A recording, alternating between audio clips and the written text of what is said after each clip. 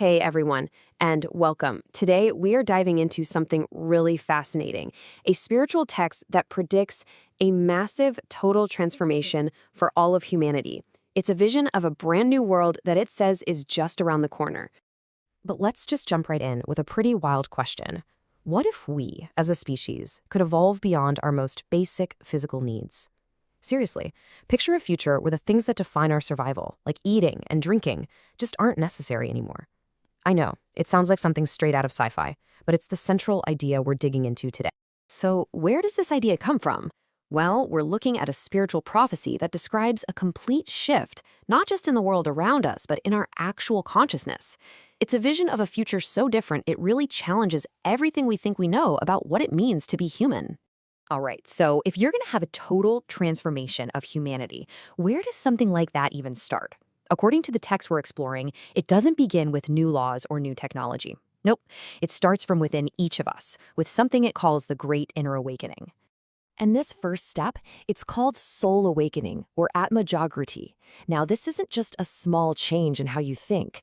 It's described as this deep, direct experience of your true divine self.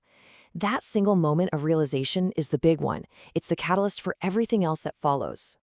And you can really see the massive difference here. On the left, you've got the before state. Limited thinking, a narrow perspective. But on the right, after this awakening, you have this divine realization that leads to unlimited consciousness. The text is clear. This isn't just about feeling a bit more positive, it's a complete overhaul of your worldview and how you act. And this quote, man, this really gets to the heart of it. The big realization that dawns on a person is this: I am a part of the unlimited, supreme Father, supreme soul. Think about that.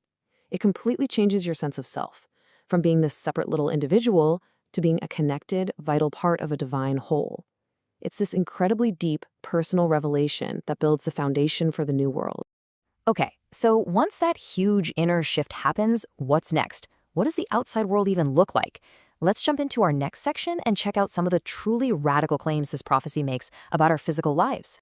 All right, now this is where things get, well, pretty mind-blowing.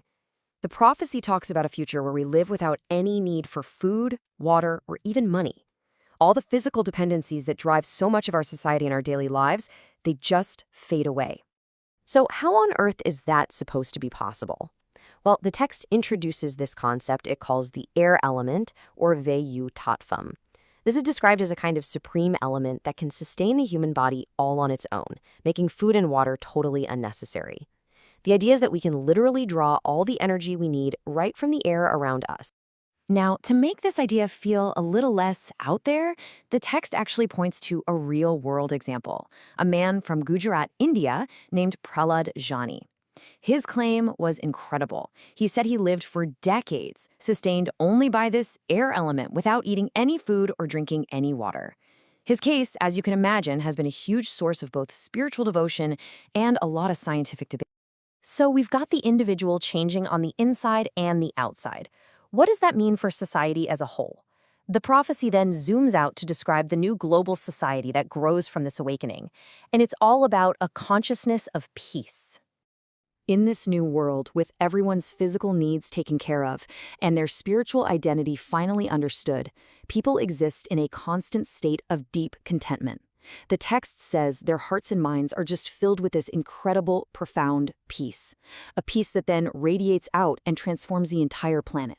So, how do we get to that global peace? This slide kind of lays out the 3 steps. It all starts with the mind, transforming from what the text calls an ignorant state, basically being unaware of your true divine nature. That inner purity then leads to the second step. Your actions become purer too.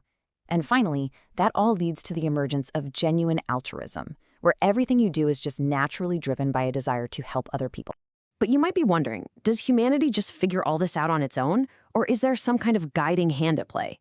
Well, this final section gets into the divine catalysts that are said to be orchestrating this whole thing. According to this prophecy, this whole transformation isn't some random happy accident in our evolution. There's this moment where a collective realization dawns on everyone that a divine, almighty authority has actually come down to Earth for the specific purpose of guiding this universal change. And that leads us to a really specific, really sacred number: 108. So, what's the deal with 108? Well, the text explains that this holy mission is being put into action by a special group, 108 powerful seed souls. These beings are described as the main agents of the divine plan, and their job is to implement this transformation across the world. So in other words, the prophecy claims this change is being actively guided, not just happening on its own. And all of this leaves us with a pretty big question to think about. Whether you take this as a literal prophecy or as a powerful metaphor, this vision of a world without physical needs, a world driven by inner peace and a divine connection, it really makes you ask, what does this suggest about humanity's ultimate potential? What are we really capable of becoming?